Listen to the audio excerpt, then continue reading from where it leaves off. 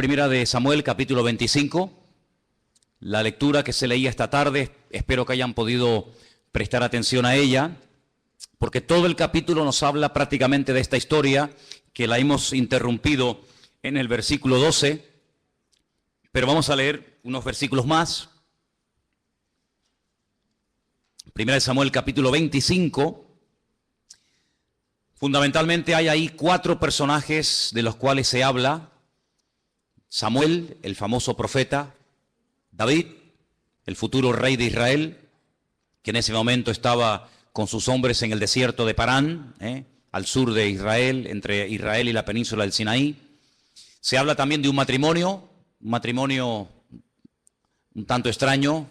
El nombre del hombre era Nabal y el nombre de su esposa Abigail. Vamos a hablar hoy acerca de esta historia tan interesante que se da aquí en este libro.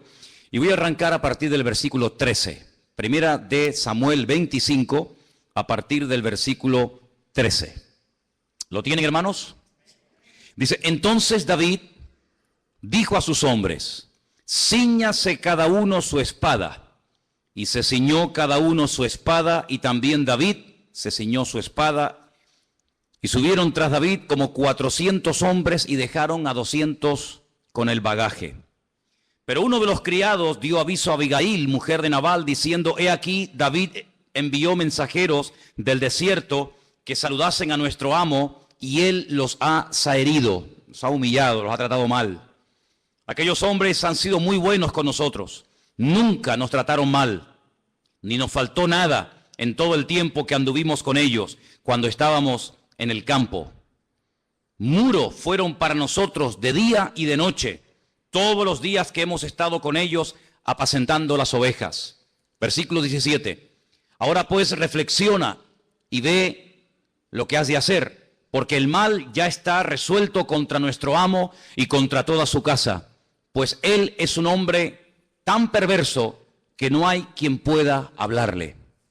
Entonces Abigail tomó luego 200 panes, 2 cueros de vino, 5 ovejas guisadas, 5 medidas de grano tostado, 100 racimos de uvas pasas, 200 panes de higos secos, y lo cargó todo en asnos. Y le dijo a sus criados: id delante de mí, y yo os seguiré luego. Y nada declaró a su marido Nabal. Montando un asno, descendió por una parte secreta del monte, y he aquí David y sus hombres venían frente a ella, y él le salió al encuentro. David había dicho: ciertamente en vano he guardado todo lo que éste tiene en el desierto, sin que nada le haya faltado en todo cuanto es suyo, y él me ha vuelto mal por bien. Así haga Dios a los enemigos de David, y aún les añada que de aquí a mañana, de todo lo que fuere suyo, no ha de dejar con vida ni a un varón. Cuando Abigail vio a David, se bajó prontamente del asno, y postrándose sobre su rostro delante de David, se inclinó a tierra. Versículo 24 dice: se echó a sus pies y dijo: Señor mío. Esta expresión, Señor mío, si seguís leyendo el capítulo, la vais a encontrar 13 veces. En 13 ocasiones, Abigail le llama a David Adoní, Señor mío, no Adonai, que es el nombre de Dios, ¿no? Sobre mí sea el pecado, mas te ruego que permitas que tu sierva hable a tus oídos y escucha las palabras de tu sierva. No haga caso ahora, mi señor, de ese hombre perverso de Nabal, porque conforme a su nombre, así es él. Él se llama Nabal y la insensatez está con él. Mas yo, tu sierva, no vi a los jóvenes que tú enviaste. Ahora pues, Señor mío, vive el Señor, vive tu alma, y que el Señor te ha impedido el venir a derramar sangre y vengarte por tu propia mano. Sean pues como Nabal tus enemigos y todos los que procuran mal contra mi Señor. Ahora este presente que tu sierva ha traído a mi Señor sea dado a los hombres que siguen a mi Señor.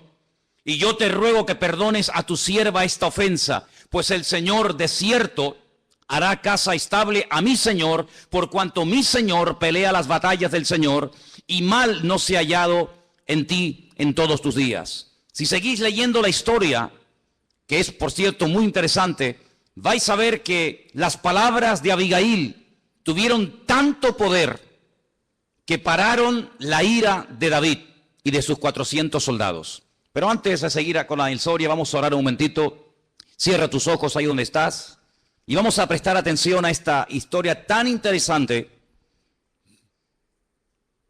de la cual vamos a aprender una serie de cosas que yo creo muy prácticas para nuestra vida. Señor Jesús, te damos muchas gracias en esta tarde por tu presencia entre nosotros.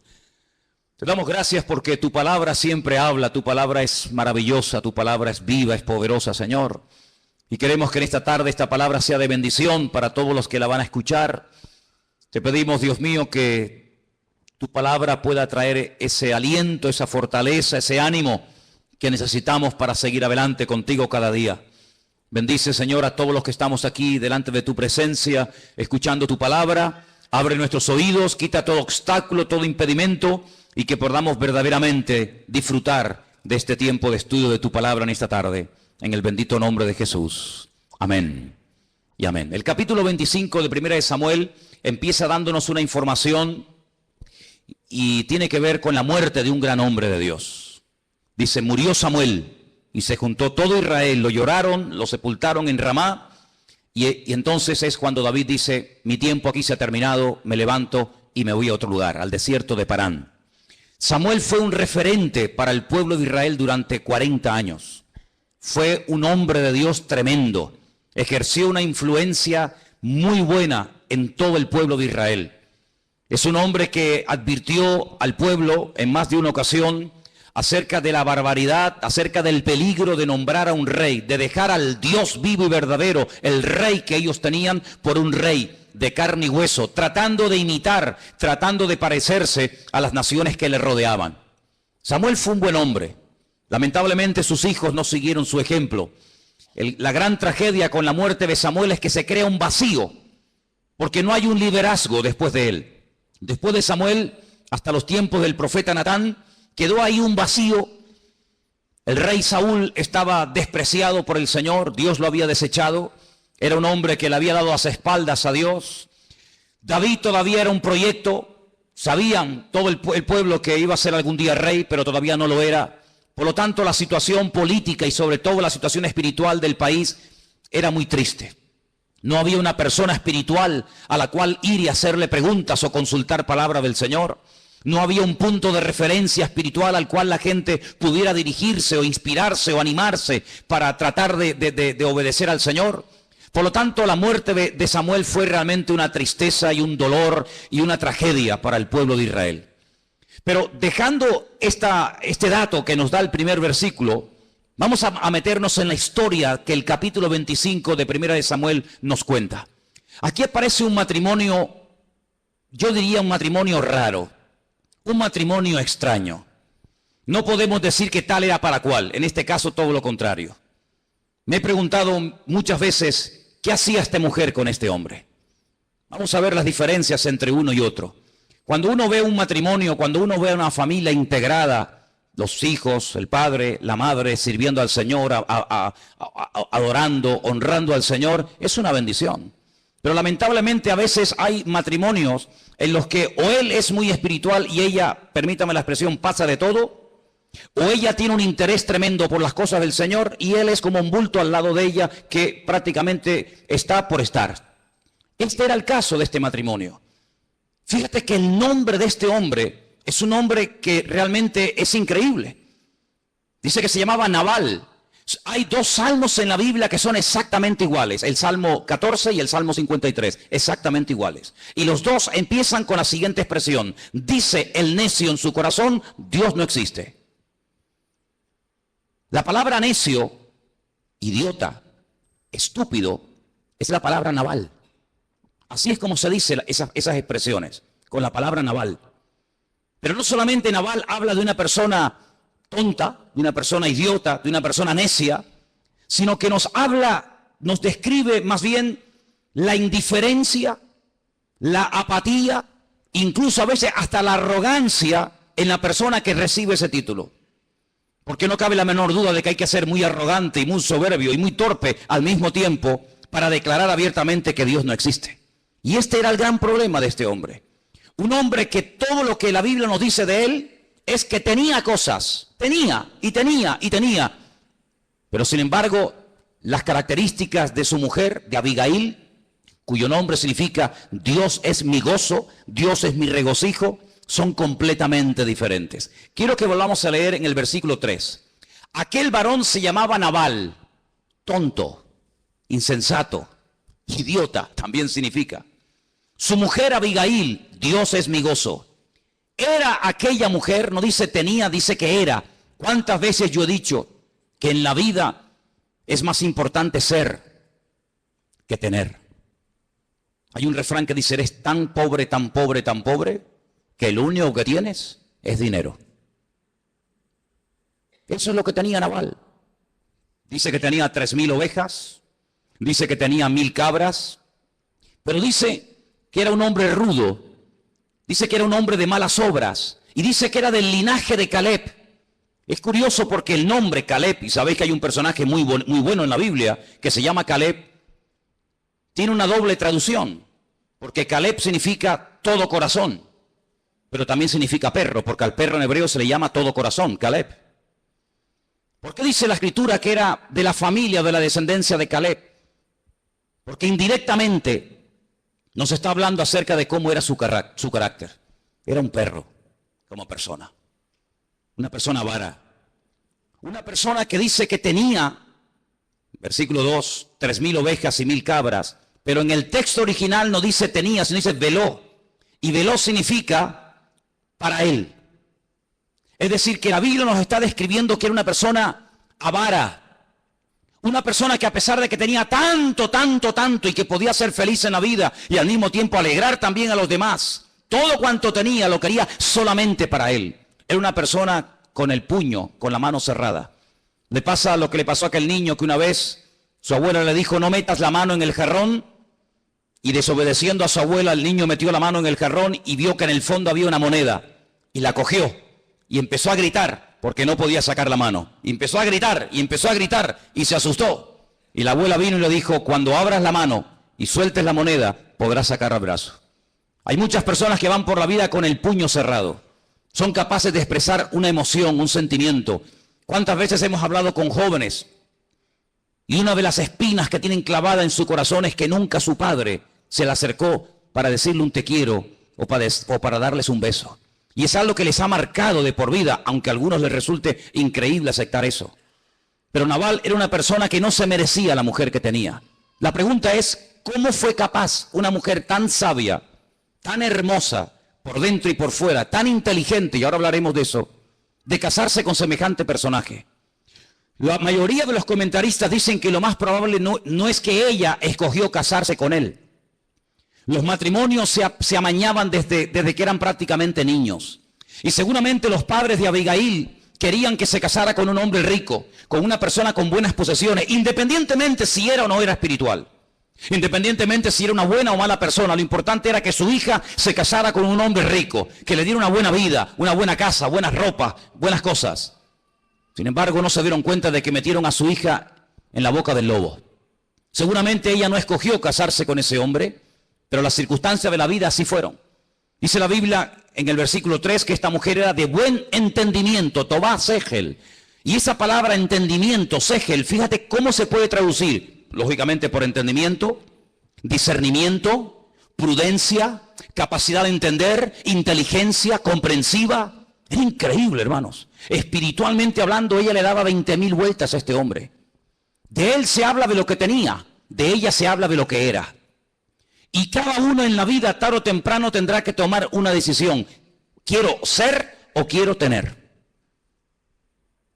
Lamentablemente vivimos en unos tiempos en los que parece que la gente importante y a los que se les abren las puertas son a los que tienen cosas. No a los que son honrados, a los que no dicen mentiras, a los que quieren vivir en fidelidad, a los que quieren vivir con armonía con los demás. Parece que eso ya no está de moda. Sin embargo, fíjate las vueltas que da la vida. Para poder entender esta historia hay que conocer las leyes del desierto. En el desierto hay muchas bandas que se dedican a robar y a matar a la gente. Pero David, que vivía en el desierto con 600 hombres, él también podía verse encargado de amargarle la vida y de robar a la gente, pero no lo hacía. La Biblia nos enseña que David con sus hombres durante muchos años protegió a los rebaños de Nabal sin ser suyos. David fue capaz de proteger a los siervos de Nabal, aunque no eran sus siervos ni sus soldados. Y cuando llegaba el momento de esquilar a las ovejas, la costumbre, la ley del desierto era que aquellos hombres que se habían jugado la vida por ti, que te habían protegido, que te habían cuidado, sin tener que hacerlo, tú los recompensaras de alguna manera con comida, con algún detallito. Y esa ley del desierto hasta hoy en día existe. Hasta hoy en día está en vigor. David no le está pidiendo joyas. David simplemente le está pidiendo algo de comer. Y no es que no se lo ha ganado, sino que le dice, oye, te hemos protegido, te hemos cuidado, te hemos ayudado. Cuando han venido a atacar tus rebaños, nosotros hemos estado allí. Uno de los siervos de Nabal dice, esta gente para nosotros han sido como un muro de protección. De noche y de día siempre han estado velando por nosotros. ¿Qué más le daba a Nabal? Matar un par de ovejas, repartir un poco de su comida a personas que al fin y al cabo lo habían tratado a él de maravilla. Pues no. Nabal dice, ¿y quién es este David? Todo el mundo en Israel sabía, todo el mundo sabía que el futuro pasaba por David. David no era un desconocido. Desde jovencito que mató al gigante Goliat hasta este punto de la historia, todo el mundo sabía a través de las enseñanzas y de la influencia de las predicaciones del profeta Samuel que el rey Saúl había sido desechado por el Señor y que el segundo rey de Israel no sería Jonatán, sino sería David, el hijo de Isaí. Todo el mundo lo sabía. Cuando él dice, ¿y quién es este David? ¿Por qué tengo yo que compartir con él mi pan? ¿Por qué tengo yo que tratarlo bien a este hombre? David, evidentemente, un hombre de guerra, un hombre con un temperamento tremendo, no puede aceptar bajo ningún concepto que se le trate de esa manera. Él deja 200 soldados en el desierto cuidando el bagaje y dice que se va en contra de Nabal con la firme determinación de destruirlo y de acabar con él. Y nada le iba a parar, hermano, se lo puedo asegurar. La noticia le llega a la esposa de Nabal. La noticia le llega a esta mujer. Esta mujer sale a su encuentro no con las manos vacías. Aquí hay muchas enseñanzas que recibir. Ella sabe que la ira de David no es fácil aplacarla. Ella sabe que es muy difícil frenar a este hombre con sus 400 soldados que vienen a tomar venganza. Pero ella no sale con las manos vacías, sino sale con un presente enorme que lo hemos leído en esta tarde. Muchos panes, ovejas y muchas cosas que le dio a David. Lo trata con un respeto, se postra ante David, lo llama en 13 ocasiones mi señor, mi Adoní. Se echa la culpa a ella diciendo, mira, yo no sabía que tus jóvenes, que tus soldados fueron a mi casa a pedir alimento. Yo no lo sabía. Si yo lo llego a saber, esto no llega a ocurrir. No tengas en cuenta la mala actitud de mi marido, porque tú sabes que él es un insensato, es un idiota, porque se llama así. Y él hace honor a su nombre. Por lo tanto, yo lo que te pido es que tengas misericordia, porque además quiero que pienses esto. Si tú hoy tomas venganza, si tú hoy matas a él y a mucha gente inocente, el día de mañana te va a carcomer la conciencia. Y tú no tienes necesidad de tomar venganza porque el Señor que está contigo y te va a construir un buen reino y vas a ser una persona bendecida y prosperada, el Señor se va a encargar de defenderte y de poner a tus enemigos por estrado de tus pies. Mira, fue tal el poder de convicción de Abigail que el rey David dice en el versículo 32, bendito sea el Dios de Israel que te envió para que hoy te encontrases conmigo. Bendito sea tu razonamiento y bendita seas tú que me has estorbado hoy de ir a derramar sangre y a vengarme por mi propia cuenta. Vive el Señor Dios de Israel que me ha defendido de hacerte mal. Que si no te hubieras dado prisa en venir a mi encuentro, he aquí mañana no le hubiera quedado con vida a Nabal ni un varón. Las palabras de Abigail apaciguaron la ira del rey David. Dice que la blanda respuesta aplaca la ira. ¿Lo habéis leído en Proverbios? La Biblia nos enseña que David se da media vuelta y se marcha. Cuando su mujer Abigail llega a la casa, se encuentra a su marido totalmente borracho. Es imposible hablar en ese momento con él. Espera al día siguiente. Y cuando ya al día siguiente digamos que está sereno, fuera de los efectos del alcohol, le dice, te voy a contar algo. Tú presumes mucho de tu dinero y de tus ovejas y de tus posesiones materiales. Pero si tú supieras, ayer David con 400 hombres estuvo dispuesto a venir aquí y arrasar con todo lo que tiene y cortarte la cabeza. Pero yo salí a su encuentro, le pedí perdón, solucioné las cosas por las buenas, le di un presente que al fin y al cabo para nosotros lo que le dimos no representa gran cosa. Y gracias a eso tú hoy estás con vida. Dice que en ese momento este hombre se queda como petrificado. Dice que el corazón se le hizo como de piedra, se quedó sin palabras. Y dice en el versículo 38, 10 días después, el Señor hirió a Nabal y murió. Así de claro. ¿Qué hace David cuando se entera que esta mujer está libre, que esta mujer es viuda? Manda unos mensajeros y le dice, quiero que seas mi esposa. Se casó con el hombre equivocado y durante años estuvo sufriendo. Durante años estuvo casado con este hombre hasta que el Señor se lo quitó de medio. Es una historia tremendamente interesante porque vemos el poder de la intercesión. Si no hubiera sido por la intercesión de esta mujer, Nabal hubiera muerto. Y ninguna de sus ovejas ni sus criados le hubieran podido salvar la vida. Hay una historia muy interesante de un Dios airado por consecuencia del pecado del hombre.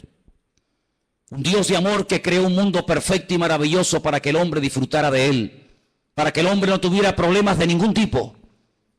Lo puso en un lugar perfecto y maravilloso, cubriendo todas sus necesidades espirituales, físicas o de cualquier otra índole. Pero el hombre peca contra Dios. Si algo ofende, si algo le duele al Creador, es que le desobedezcamos, que no cumplamos con su palabra. Él ha declarado categóricamente, porque Dios tiene la autoridad para hacerlo, que la paga, la consecuencia a corto y a largo plazo del pecado es la muerte. Dios ha estado airado con la humanidad durante siglos. Y a lo largo de la historia, todo lo que fue proveyendo para calmar su ira por el pecado eran simplemente sacrificios de animales que sustituían temporalmente, que preparaban psicológicamente al hombre para que el día de mañana llegara a la conclusión de que la sangre de los toros y de los machos cabríos, los sacrificios humanos, no pueden de ninguna manera aplacar la ira de Dios a consecuencia del pecado. La Biblia nos enseña que su Hijo, el Mesías, el Señor Jesucristo, vino a este mundo, murió por nosotros en la cruz, ocupó el lugar de todos los criminales de la historia de la humanidad.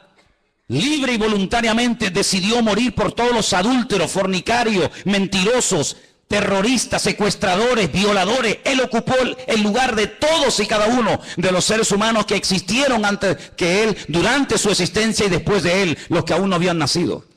Cuando muere en la cruz del Calvario, porque la paga del pecado es la muerte, el Padre, sabiendo que él era justo, que él no había cometido ningún pecado, pero que él por amor sustituye, ocupa el lugar del hombre, lo resucita al tercer día. Cuando el Hijo llega a la presencia del Padre con sus manos manchadas de sangre y con sus manos horadadas y su pie traspasado y su costado también, le dice: Padre, he hecho todo cuanto me pediste, he ocupado el lugar del pecador, he derramado mi sangre, cancelada está la deuda. La ira del Padre quedó aplacada. Y ahora hay un decreto divino que dice que todo el que crea en Él no se pierda, mas tenga vida eterna. El poder de la intercesión hizo que 400 hombres soltaran sus espadas de las manos y se fueran, por así decirlo, con el rabo entre las piernas y se fueran por su camino sin mover ni una sola hoja. La obra del Señor Jesucristo en la cruz del Calvario dejó mudo al diablo, paralizó al infierno, y ahora ha traído un aire de frescura y de libertad a la humanidad. De tal manera de que podemos vivir en victoria, podemos vivir con gozo, podemos vivir con paz, porque así como Abigail significa Dios es mi gozo, ahora nosotros hemos conocido al Dios de Abigail y podemos decir que Él ha cambiado nuestro lamento en baile y que el gozo del Señor es nuestra fortaleza. ¿Cuántos dicen amén? Por eso ahora el Señor Jesucristo, ¿qué es lo que está haciendo? Si teóricamente acabó con la obra, si Él ya lo hizo todo, si Él derramó su sangre, si Él resucitó al tercer día, ¿dónde está y qué está haciendo ahora el Señor en estos 2000 años? La Biblia nos enseña que está llevando a cabo un ministerio tremendo y es el de interceder ante la diestra de Dios Padre, para que tú y yo no caigamos, para que tú y yo no resbalemos, para que tú y yo podamos vencer al pecado, al desánimo, a la depresión, a la duda, a la soledad, a la angustia o a lo que sea. Y por eso Él está a la diestra de Dios Padre cada mañana orando por ti, cada tarde orando por ti, cada noche orando por ti. Aún durante la noche el Señor cada día ora por tus hijos, ora por tu esposa, ora por tu salud, ora por cada uno de nosotros. Y si estamos en pie no es porque nos lo merezcamos, no es porque seamos más dignos que nadie, sino es por los méritos de Cristo, por las oraciones de Él a nuestro favor. Porque si no fuera por eso, probablemente ya muchos de nosotros hubiéramos tropezado y caído, y sabe Dios dónde estaríamos en esta tarde, si no fuera por la oración de intercesión diaria y permanente de nuestro Dios a nuestro favor. ¿Cuántos dicen amén? Pero ahora también el Señor ha delegado a la iglesia esa responsabilidad, la de interceder, la de clamar por el mundo.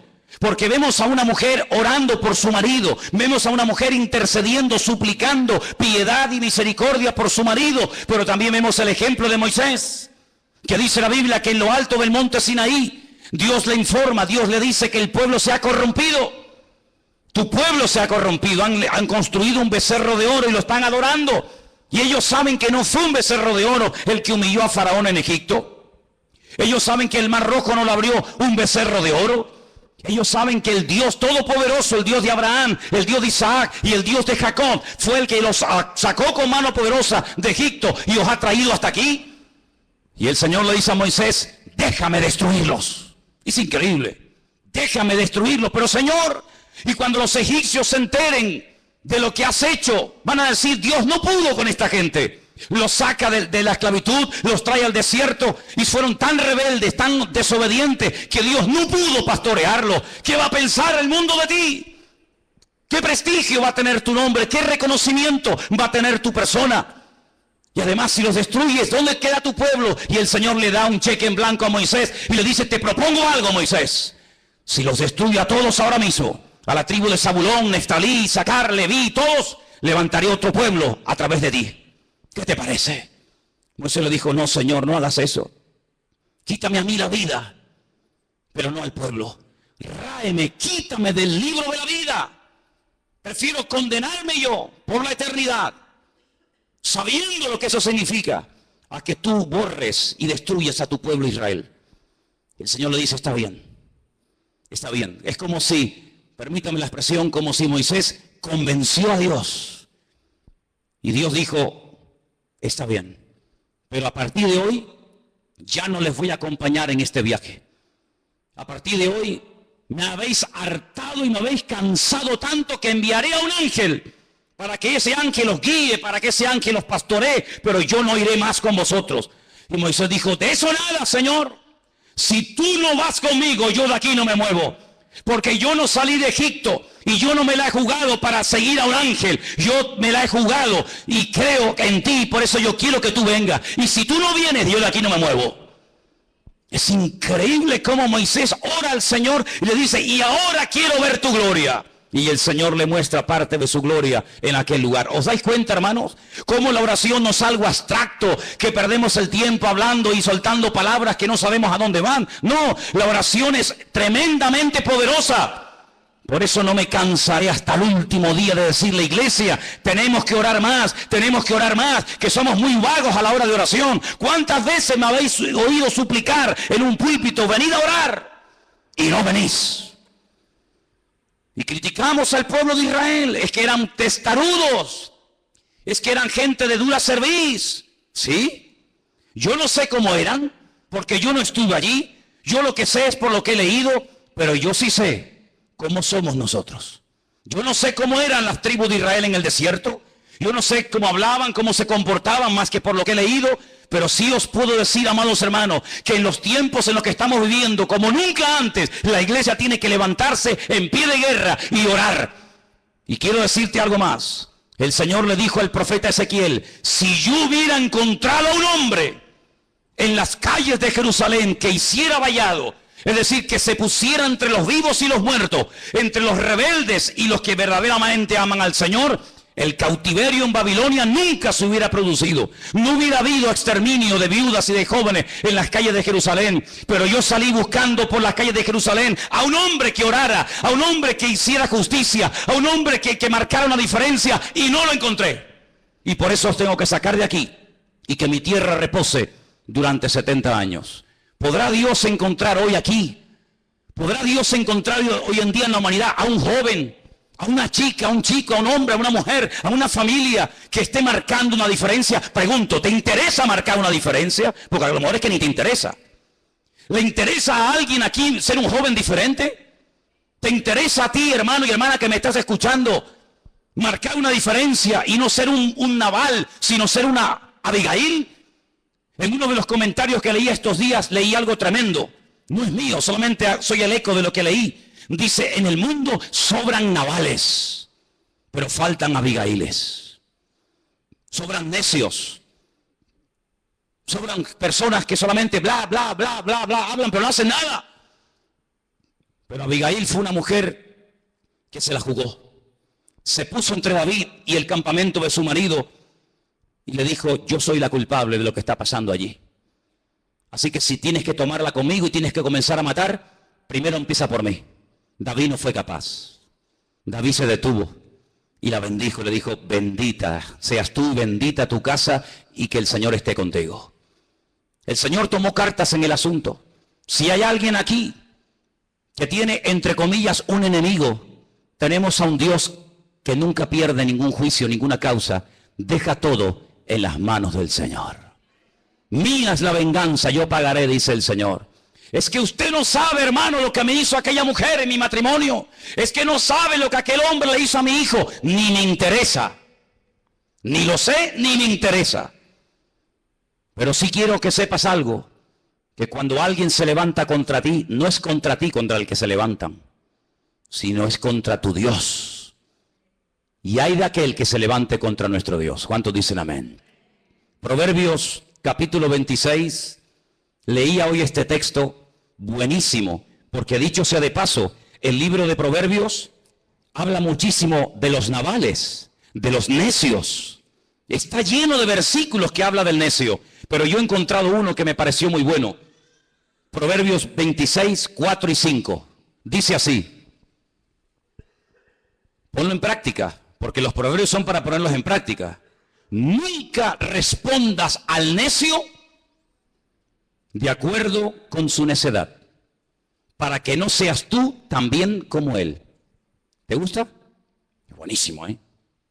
Nunca respondas al necio de acuerdo a su necedad, para que no seas tú también como él. Versículo 5.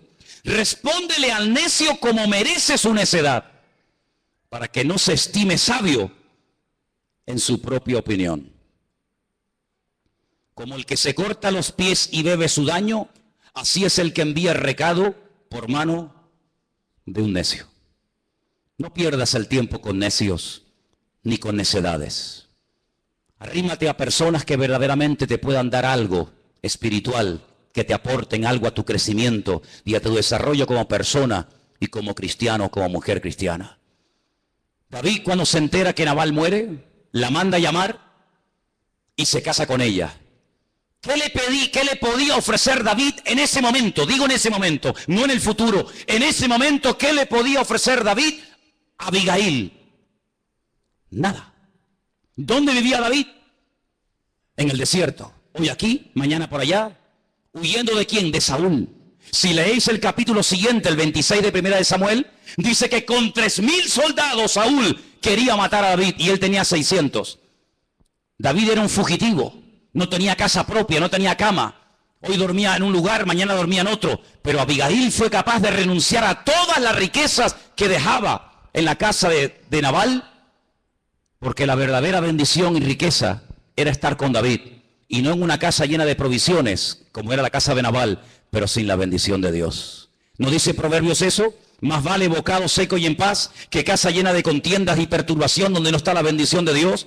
Yo te pregunto a ti como hombre, ¿en tu casa tú eres el que está marcando la diferencia? ¿Estás haciendo labor de cabeza o de cola?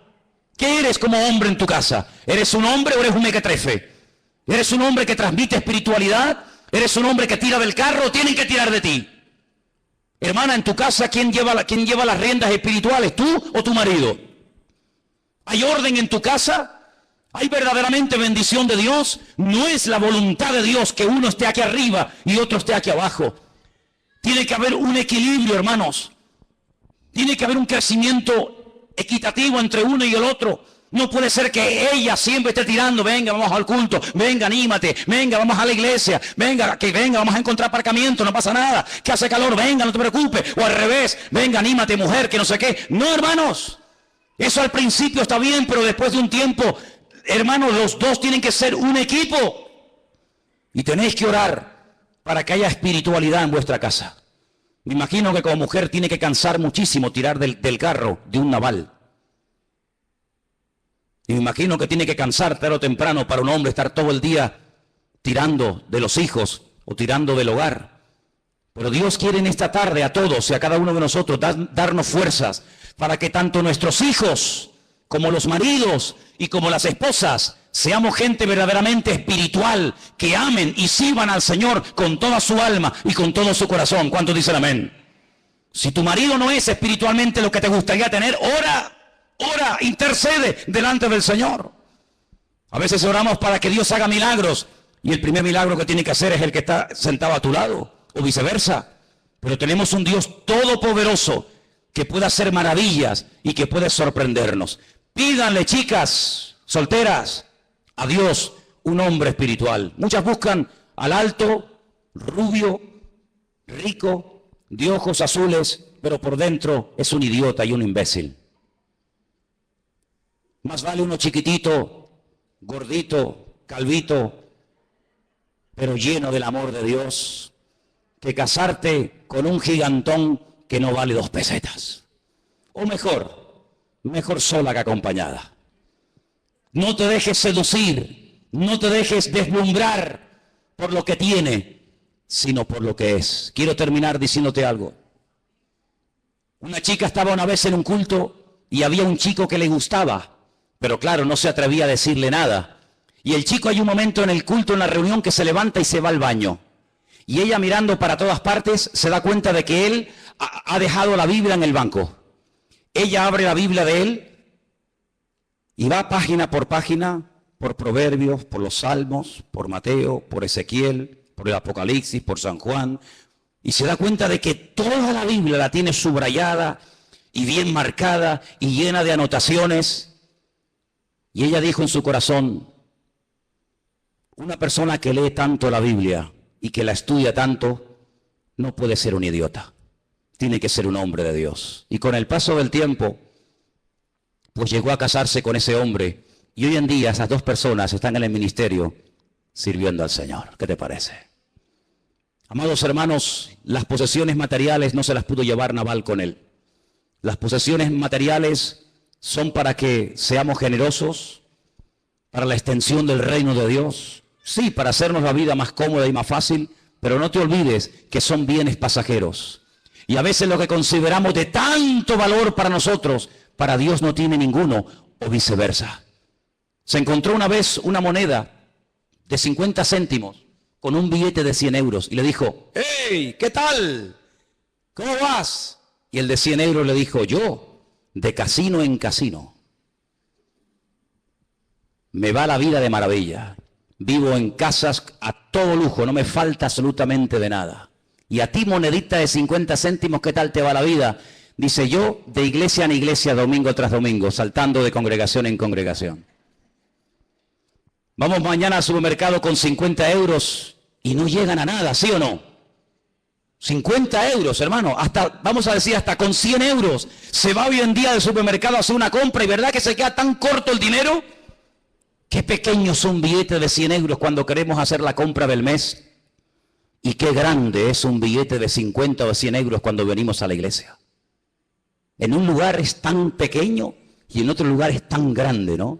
Amados hermanos, la riqueza más grande que tenemos es que lo tenemos al Señor en nuestros corazones. ¿Cuántos dicen amén? Denle un aplauso al Señor en esta noche.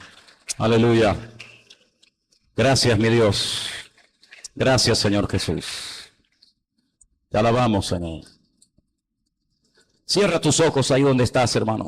Vamos a prepararnos para tomar el pan y el vino. Aleluya, Jesús.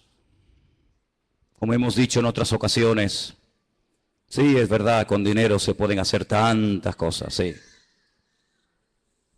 Con dinero, dijo alguien, puedo comprar a la mujer que quiera, pero no a la esposa que quiero. Con dinero puedo comprar una buena cama y un colchón muy cómodo, pero no puedo comprar sueño. Con dinero puedo comprar las mejores enciclopedias y libros del mundo, pero no puedo comprar ni inteligencia, ni sabiduría, ni cultura. Con dinero podemos comprar las medicinas más caras, pero no puedes comprar salud. Con dinero te puedes comprar un crucifijo, pero no te puedes comprar la salvación de tu alma, que es a través de Cristo Jesús, nuestro Señor. En esta tarde, queridos hermanos y amigos, hemos visto un contraste entre Nabal, el insensato, el necio, el torpe, y Abigail, la mujer de buen entendimiento y sabiduría en Dios, que supo ocupar su lugar e interceder por su casa. ¿A quién te quieres parecer tú? ¿A Nabal? ¿Esa es tu meta en la vida, ser como Nabal, tener y tener y tener? ¿O te quieres parecer a esa mujer sabia, prudente, esa mujer que sabe usar su influencia para apaciguar la ira y para traer bendición al hogar? Tú decides hoy a quién te quieres parecer, amigo y amiga. Te vuelvo a repetir, en las iglesias y en el mundo sobran Nabales, pero faltan Abigailes. Por eso en esta noche, Señor, queremos venir delante de tu mesa, delante de tu presencia, con humildad, diciéndote, mi Señor, Adonai Eloheinu. Queremos adorarte y decirte, mi Señor, haznos conforme a tu corazón. Haznos ver el valor verdadero de las cosas. Haznos ver verdaderamente que lo más grande es la bendición de Dios en nuestra vida y es lo que enriquece el alma y nadie puede quitarnos. Quita de nosotros la soberbia, el orgullo, la necedad. Quita de nosotros, Señor, toda mala actitud de la carne, que como Nabal le daba una falsa seguridad, pero que su vida estuvo a punto de ser eliminada por aquel joven llamado David. Señor, en esta tarde queremos acercarnos a tu mesa con acción de gracias y participar de este pan y de este vino con alegría y con libertad en el corazón. Bendice, Señor, este momento tan especial para la iglesia. Te lo pedimos todo en el nombre bendito de Jesús. Amén.